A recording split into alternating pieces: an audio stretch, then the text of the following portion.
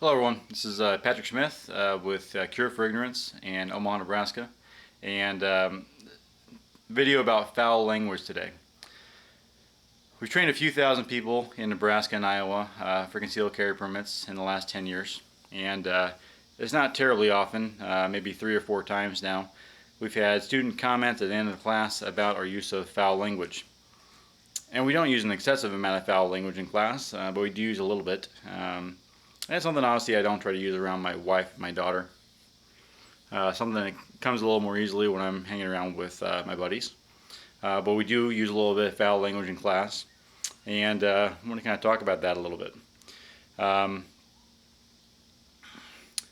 It always surprises me the people, when we're in a class, talking about when it's appropriate to kill someone in defense of your life or the life of a third party.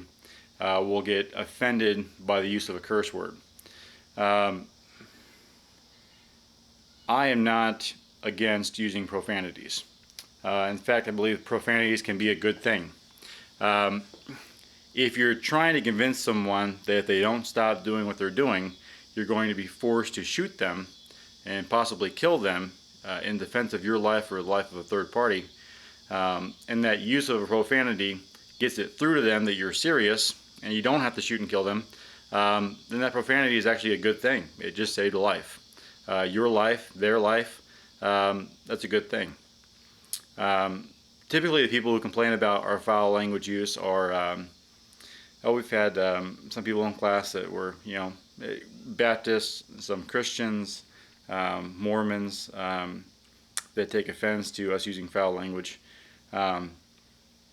And again, it's not too often to drive home a point, to draw attention to an example, to demonstrate what I just said. The use of foul language might demonstrate sincerity and make it so you don't have to use deadly force. But everyone who thinks that because I'm a Christian means I shouldn't be using foul language ever. This was very popular a few years ago, the whole "what would Jesus do" thing. Heck, I was in middle school or high school when that came out, and I probably had the bracelet or the necklace or something about the "what would Jesus do" thing.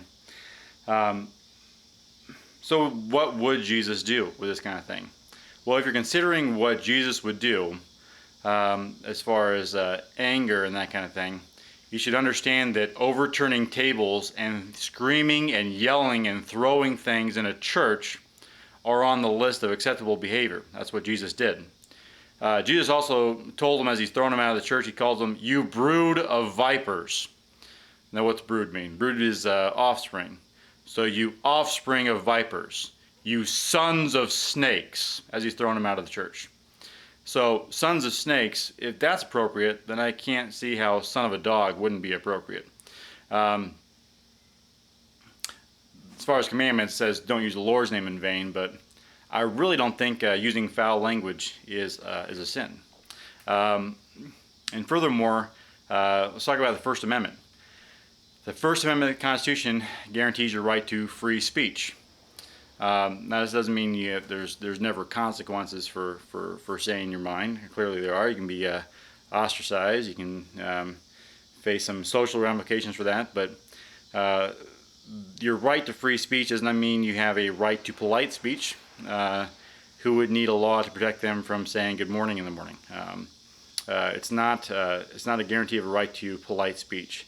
It is a guarantee of your right to say things that are offensive, to say things that people would disagree with, to say things that the government would disagree with. So I don't have a problem with foul language.